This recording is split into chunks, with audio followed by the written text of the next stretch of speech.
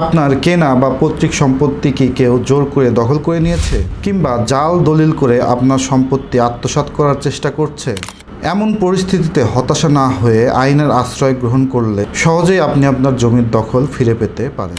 আসসালামু আলাইকুম, আমি Mohammad Samiul Islam Prince, advocate, Bangladesh supreme court.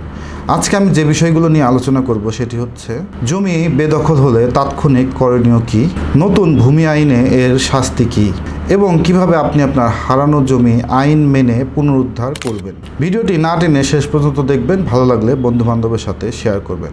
তো চলুন আজকের ভিডিওটি শুরু করি। জমি বেদখল হলে প্রথম যে কাজটি আপনাদেরকে করতে হবে সেটি হচ্ছে কোনো ধরনের মারামারি বা হাতাহাতির দিকে না গিয়ে আইনের আশ্রয় গ্রহণ করা।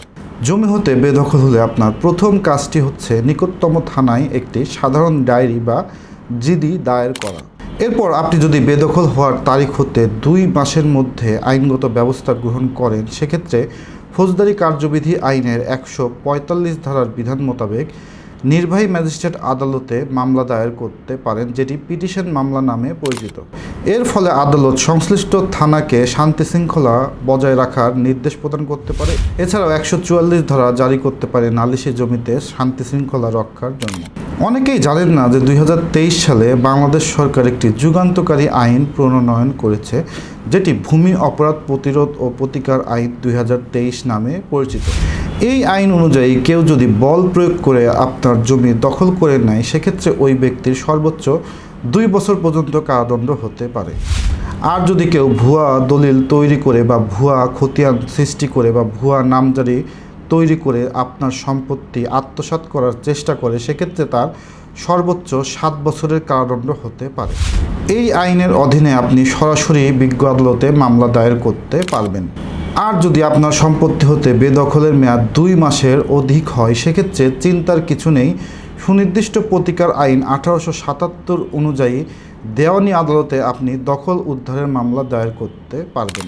বেদখলের 6 মাসের মধ্যে মালিকানা প্রমাণ ছাড়াই কেবল বেদখল হওয়ার কারণ দেখিয়ে আপনি 9 ধারায় মামলা দায়ের করে দখল উদ্ধার করতে পারবেন।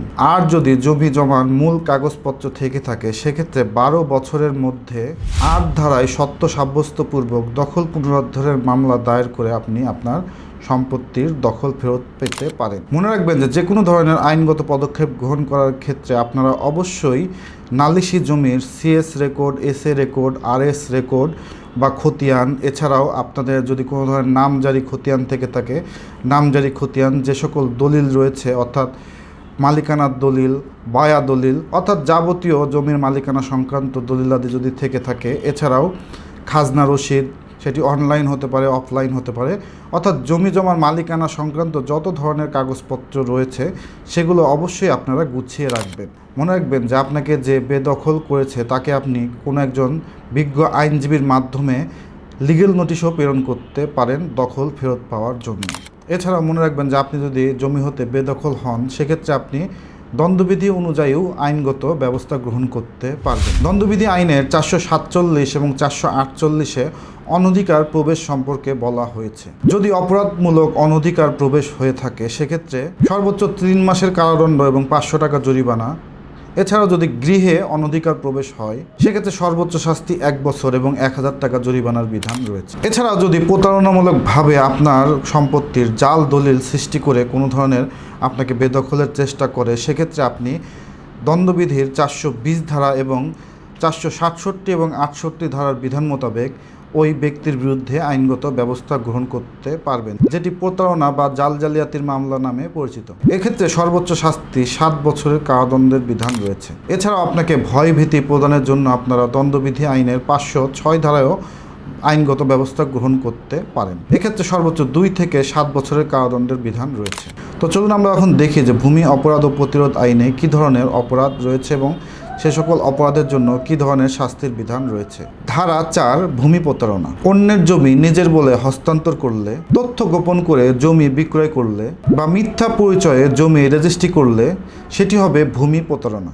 এর জন্য সর্বোচ্চ 7 বছরের কারাদণ্ড ও এর অতিরিক্ত অর্থদণ্ডের বিধান রয়েছে ভূমি অপরাধ ও প্রতিরোধ আইনে। এরপর ধারা 5, ভূমি জালিয়াতি, ভুয়া দলিল তৈরি করা, দলিলে ঘষামাজা করে তথ্য পরিবর্তন করা, ভুয়া খতিয়ান বা ভুয়া নামজারি খতিয়ান তৈরি করা, সবকিছুই ভূমি জালিয়াতি। এর জন্য সর্বোচ্চ 7 বছরের কারাদণ্ড ও এর অতিরিক্ত অর্থদণ্ডের বিধান রয়েছে। ধারা 8 অবৈধ দখল। বৈধ কারণ ছাড়া বা বল প্রয়োগভাবে যদি কারো জমি দখল করে নেওয়া হয় বা কাউকে কোনো একটি সম্পত্তি থেকে বেদখল করা হয়, সেক্ষেত্রে 8 ধারা অনুযায়ী সেটি হবে অবৈধ দখল। এক্ষেত্রে সর্বোচ্চ 2 বছরের কারাদণ্ডের বিধান এবং এর অতিরিক্ত অর্থদণ্ডের বিধান রয়েছে ভূমি অপরাধ ও প্রতিরোধ আইনে। তো সুতরাং আমরা আজকে আলোচনা করলাম যে আপনার জমি যদি কেউ দখল করে নেয় অথবা আপনি যদি আপনার সম্পত্তি থেকে বৈধ কারণ ব্যতীত বেদখল হন, সেক্ষেত্রে আপনার কী ধরনের আইনগত প্রতিকার রয়েছে। তো ভিডিওটি শেষ পর্যন্ত দেখার জন্য ধন্যবাদ। আসসালামু আলাইকুম।